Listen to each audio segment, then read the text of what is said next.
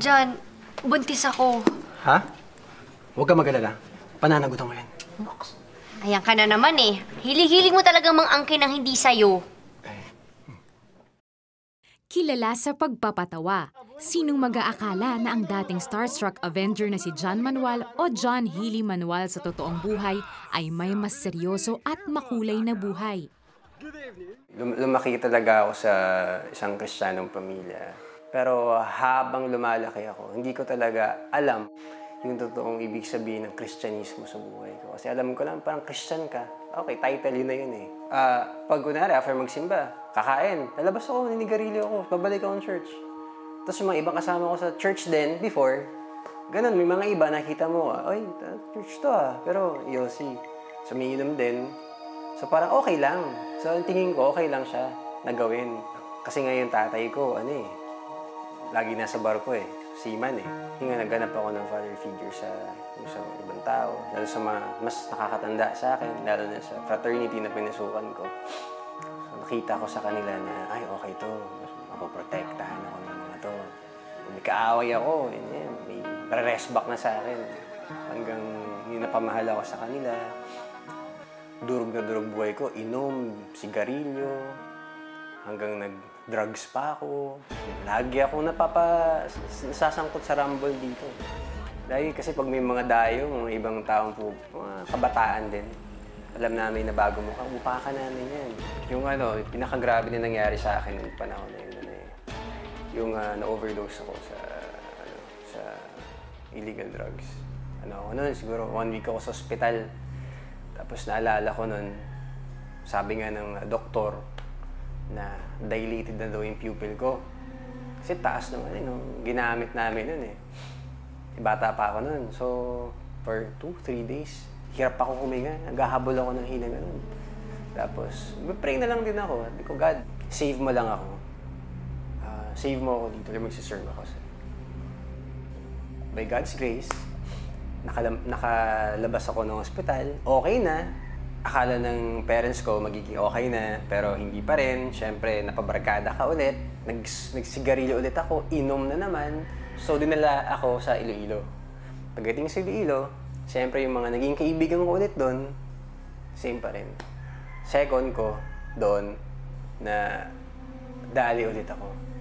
Overdose na naman ako. Hindi hiyang yung katawan ko sa mga bisyo-bisyo. Sabi ni God, kinreate kita in my image, tapos ganyan ang gagawin mo sa katawan mo. Pag-uwi namin ng Manila, barkada pa rin. Dinala na naman ako sa Davao. Pagdating sa Davao, inom na naman. Doon, same. Hindi siya bumabalik.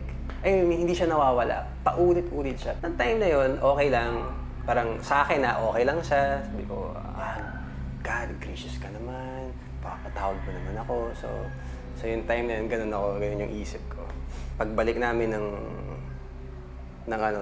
Manila, nagsabi niya talaga. Sabi ko, magbabago na ako, Dad, magbabago na ako.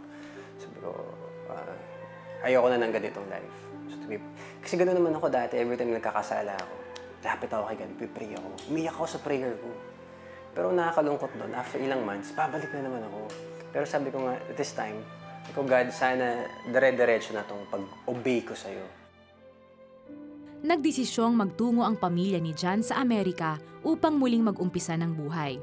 Matapos ang 1 taon ay bumalik din sila ng Pilipinas. Dito nagsimulang pumasok si John sa mundo ng show business. Nagpa-audition nga sa Starstruck. Pumasok na ako. Dire-diretso na. Nagpipray ako kay God. Sabi ko, God, sana makuha ko to. Kung will mo na mapasok ako dito, gamitin mo ako dito. Pero nga, syempre yung blessing, ito nga yun Pag hindi buo yung heart mo, yung blessing na binibigay sa atin ni God pretty much turns into a curse. So, yung blessing niya, nagamit ko sa hindi magandang bagay. Siyempre, yung purpose nung pagkita ko, pera, yun na nangyari nun. Hindi ako nag-iipon Ang ginagawa ko lang nun, wala naman bisyo, pero naman ako sa sugal. Kasi nagdi-drag race ako nun. So sa karera, pustahan, babae, dun naman umikot sa mundo ko. Nagkaroon si John ng kasintahan na muntik ng pakasalan, ngunit ang daming kompromiso nangyayari. Tapos yung mga kaibigan ko noon, sabi sa akin na, oh bro, bago ka ikasal, gawin mo to, mga babae ka muna, para magsawa ka sa bahay, para pag kinasal na kayo, doon ka na nakatutok, sa kanya ka na lang. So ako naman, oh talaga, sige, gagawin ko yun. So nung ginawa ko yun, nalaman ng girlfriend ko. Kasi ang girlfriend ko sa ibang bansa siya nakatira. Sinabi ko sa kanya, nabi ko, ganito, ito yung ginawa ko, babae ako. So hiwalay kami, hindi na siya umuwi ng Pilipinas. Tapos after nun, siyempre ilang months, iyak ako na iyak. Hanggang talagang wala ako sa sarili ko nun. Nag-text ako sa kaibigan. Dalawa yung tinext ko, dalawa. Hindi ko na kaya. Kasi may baril kasi ako dati. Tinutok ko yung baril sa bibig ko. Biglang tumawag si Aljur, bigla. Pagtawag niya, umiyak na ako. Iyak na ako ng iyak hanggang nakatulog ako sa kakaiyak ko. Tapos sabi niya sa akin, oh bro, wala kang gagawin. Pupunta kami dyan. So, yun yung nangyari. So, okay, naging okay ako for ilang months. Tapos, after nga nun, pumasok naman ako sa isang relasyon. Hanggang muntik na naman kami ikasal. Nagpaplano na kami magpakasal. Kaso nga lang, hindi parehas yung paniniwala namin. So, sabi ko, God, tulungan mo ako na magamit mo ako sa life nitong babaeng to. Yan na nasa isip ko ng time na yun, ha. Sabi ko, God, kahit paano naman, magamit mo akong instrumento na masave siya. Yun yung isip ko dati. Na, very wrong. Kasi we cannot play the role of God sa life ng isang tao na yun. Dahil hindi ikaw yung magbabago, si God yung magbabago sa kanya. So, yun yung isip ko. Hanggang, ito na, okay, si God nag-speak na. Okay, sige God, na-impress ni God sa heart ko. Ito yung gawin mo. So, ito yung sinunod ko. Tapos after nga nun, nagiwalay kami. Pipray na ako kay God. Sabi ko sa kanya, God, tumatanda na ako. Sabi ko, parang wala akong direksyon ngayon. Sabi ko, kung mag-raise ako ng family ko din, balang araw. Kung ako mismo, hindi ko ma-lead yung sarili ko, paano ko ma-lead yung ibang tao? Sabi ko, God, save mo ako, rescue mo ako. Tapos after ilang months, linggo lang ata, buwan, nagkita kami ulit ng dati kong best friend naman, na kabrad ko din. Excited ako, uy, tol, kakamayan ko. Tapos, ayaw niyang kumamay, hinandshake niya ako. Pero normal, ganun. Gulat ako. So, sabi niya sa akin, nung unang tanong niya, bro, kamusta na yung spiritual life mo? Gulat ako. Sabi ko, sa loob-loob ko, Kristiyano ako matagal na, sabihan mo ako ng ganyan. Tapos hanggang sabi niya, bro, sige una na ako, pero pag-pray kita. Pero after nito, baka maisipan mo lang umattend sa amin. May small group kami, may big group kami. Okay. Sabi ko, edi yun eh.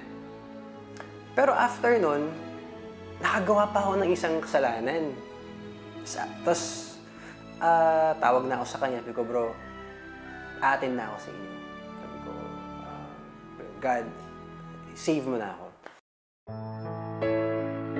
Naging proseso ang unti-unting pagbabago ng Diyos sa buhay ni John. Hindi naging madali ang paglakad niya sa kanyang pananampalataya. Ngunit dahil sa pagsuko ni John ng kanyang buhay kay Jesus, nararanasan niya ang buhay na ganap at puno ng kagalakan. Life verse ko, yung Jeremiah 29:11, ano ba sabi doon? God's plan, for I know the plans I have for you, declares the Lord.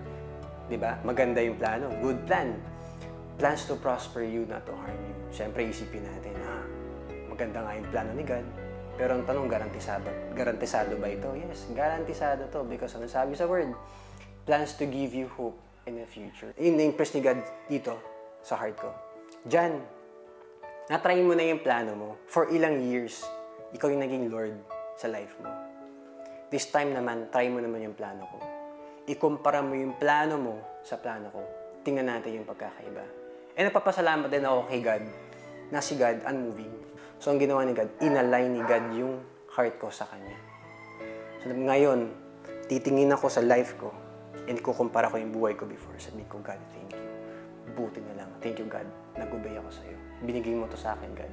It's all about you. It's all about the grace of God. Kasi kung ikaw ang sikat sa life mo, sasabihin ng mga tao sa paligid mo, bro, ang galing mo. Paano mo nagawa yan? Kasi ngayon, sa life ko, ang gusto ko, si God ang sikat sa life.